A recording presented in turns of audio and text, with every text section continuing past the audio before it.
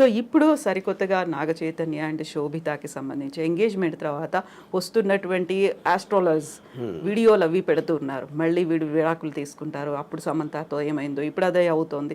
ఇలాంటి వాటన్నిటిని ఎలా చూస్తారు మీరు? నేను అదే చెప్తున్నా. ఇప్పుడు ప్రతి ఒక్కరికి 2 bit ఆఫ్ ఫేమ్ కావాలి. సెలబ్రిటీస్ గురించి వాళ్ళు చేస్తున్న దాని గురించి మాట్లాడితే మనకి వ్యూస్ వస్తాయి.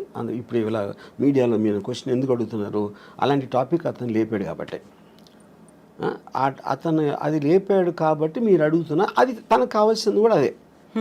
ఇప్పుడు దీంట్లో ముహూర్తాల ఇది ఏదైనా అవుతుందా అవ్వదా అనే దాంట్లో విన్నోళ్ళు కొంతమంది నమ్ముతారు, కొంతమంది నమ్మరు, కొంతమంది ఎంటర్టైన్గా తీసుకుంటారు.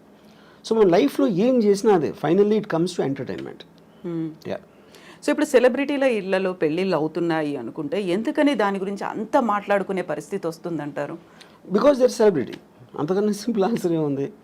మా పక్కింటి వాళ్ళ గురించి చెప్తే ఎవరికి ఉండదు కదా. ఎవరో ఒక స్టారు, ఒక పొలిటికల్ పర్సను, ఏదో ఒక విధంగా చాలామందికి తెలిసిన మనిషి గురించి మాట్లాడితేనే ఎంటర్టైన్మెంట్ వస్తుంది.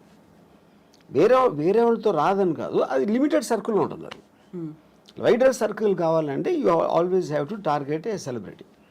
సో పెళ్లి వ్యవస్థకు సంబంధించి అవుతున్నటువంటి లోపం, ఎక్కడ లోపం ఉంది అంటే వ్యవస్థలోనే లోపం ఉంది. ఎలా ఉండాలంటారు? నేను అదే చెప్తున్నాను. వ్యవస్థలో ఉందంటే మనకున్న ఇండిపెండెన్సు, మనకున్న మైండ్ సెట్లో ఇద్దరిని కలిపి ఒక చోట ఉంచటం, అది పెళ్ళి అనే పేరుతోటి వాళ్ళని బంధించడం అనేది that is where the problem comes. ఇప్పుడు ఒక ప్రాబ్లం ఏమొస్తుంది, ఇప్పుడు హస్బెండ్ ఉన్నాడు అనుకోండి, హీ నోస్ హిజ్ రిలేటివ్స్, ఆ పేరెంట్స్ అవ్వచ్చు, తన సిస్టరు, వీళ్ళు ఇంట్లో చేసే పని వాళ్ళు ఉంటారు, అందరూ కూడా ఇప్పటి నుంచో తెలుసు. కొత్తగా వచ్చిన అమ్మాయికి వాళ్ళు తెలియదు. అప్పుడు వీడికి వాళ్ళ మీద ఉన్న అభిప్రాయాలు సేమ్ అభిప్రాయాలు అమ్మాయికి రాకపోవచ్చు, which is one of the big reasons why the daughter in law versus the family ఎందుకు ఉంటుంది అంటే అదొక point. And it is naturally understandable. అది నేను గబుక్కుని మిమ్మల్ని కలిస్తే మీ మీద నాకున్న అభిప్రాయానికి మిమ్మల్ని మీ గురించి ఎప్పటి నుంచో తెలిసిన వాళ్ళకి అభిప్రాయానికి ఎలా సింక్ కుదురుతుంది? అప్పుడు ఎక్స్పెక్ట్ చేయటం తప్పది. సో ఇది ఒక ఎగ్జాంపుల్ చెప్తాను. రెండో ఎగ్జాంపుల్, ఇప్పుడు నాకు తెలిసిన ఒక అమ్మాయి, she wanted to get divorce. ఏంటి ప్రాబ్లం అంటే, I find him very boring, which is a good enough reason. Bore కొట్టే మనిషి, మీరు మామూలుగా నేను బోర్ కొడితే మీరు వెళ్ళిపోతారు, కాసేపు హలో మాట్లాడి వెళ్ళిపోతారు, నేను వెళ్ళిపోతాను. మరి కలిసే ఉండాలి అంటే బోర్ కొట్టించి కొడితే ఎలా సాధ్యం? అది she might find something else more interesting, someone else more interesting. అప్పుడు మీ లైఫ్ మీకోసమే బతకాలి అని ఒక అండర్స్టాండింగ్ మీకు వచ్చినప్పుడు ఇంకొకళ్ళ కోసం నా లైఫ్, నా టైము నేను సాక్రిఫైస్ చేయను. ఆ ఇండిపెండెన్స్లోంచి వస్తుంది ఆ బ్రేక్అవే అనేది. సో మ్యారేజ్ అనేది ఒరిజినల్గా క్రియేట్ చేసినప్పుడు ఓకే, భర్త భార్య ఇద్దరు వాళ్ళ పిల్లలుగా అంటారు, పిల్లల్ని పెంచుతారు, చదివిస్తారు, వాళ్ళు ఏదో చేస్తారు. ఫ్యామిలీ ఆస్పెక్ట్ అనేది సొసైటీ కోసం చేసింది, ఇండివిజువల్ కోసం చేసింది కాదు.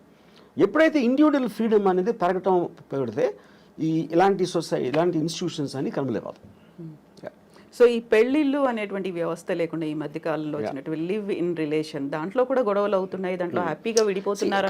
కరెక్ట్. ఇప్పుడు పెళ్ళి అనేది వేరే వాళ్ళకి చెప్పడానికి, లివ్ ఇన్ రిలేషన్షిప్ అనేది వాళ్ళిద్దరికి ఉన్న పర్సనల్ ఆస్పెక్ట్. అది దట్స్ ఓన్లీ డిఫరెన్స్.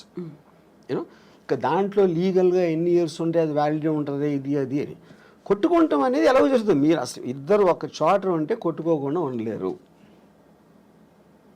అంటే ప్రెషర్ ఆఫ్ అది ఏమంటుంది, expectation more than anything else. Yeah. So ఇలాంటి ఇష్యూస్ రాకుండా ఉండాలంటే understanding is the better way అంటారు. అడ్జస్ట్మెంట్ అండర్స్టాండింగ్ అనేది ఈజీ చెప్పటం.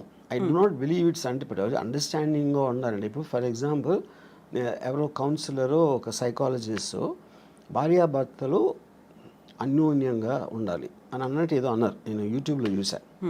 అండ్ ఫస్ట్ ఆఫ్ ఆల్, భార్య అనేది ఇట్స్ లేబుల్. అది రియాలిటీలో ఏంటి, భార్య అనేది స్పెసిఫిక్ పర్సన్. నా భార్య, తన భార్య, ముగ్గురిని భార్యలు అంటే అందరూ ఒకటేనా? కాదు కదా. The people are different. వాళ్ళ బిహేవియరు, యాటిట్యూడు, వాళ్ళకున్న ఇండివిజువల్ ఇష్యూస్, ఇలాంటివన్నీ కేస్ టు కేస్ చూడాలి. కానీ అందరినీ కలిపి లేబుల్ వేసి భార్యాభర్తలు అన్యోన్యంగా ఉండాలంటే జనరలైజ్ చేయడం అనేది మీనింగ్ లేదు. మీ భార్యని బాగా చూసుకో అంటే మీరు చెప్పారనుకోండి, ఇప్పుడు నా భార్య మీ భార్య కాదు, అప్పుడు మీరు ఎలా ఇస్తారు ఆ సలహా? అది ఏమి తెలియకుండా ఇష్యూ అది, you know. So I feel the whole concept of when the entire society in advancement is going towards individual freedom. నా ఇష్టం వచ్చినట్టు నేను బతుకుతాను, నాకు హ్యాపీనెస్ వచ్చింది నేను చేస్తాను అనుకున్న ఎవ్వరూ కూడా they can't be in the relationship unless one person completely compromises. One person completely succumb అయిపోతే ఏదో అట్లీస్ట్ ఓకే అది. సో మనకున్నటువంటి కానీ ఒక పర్సన్ కంప్లీట్గా సకంబ్ అవ్వటానికి ఎందుకు సకంబ్ అవ్వాలి నేను వేరే వాళ్ళకి అన్నది కదా.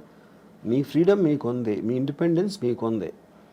పాత రోజుల్లో ఏంటి ఫైనాన్షియల్ ఇండిపెండెన్స్ అమ్మాయిలకి లేనప్పుడు ఇంకా వాళ్ళకి ఇంకా చేసేది లేక దే జస్ట్ అంటే ఒక స్లేవ్స్ లాగా ఉండేవారు.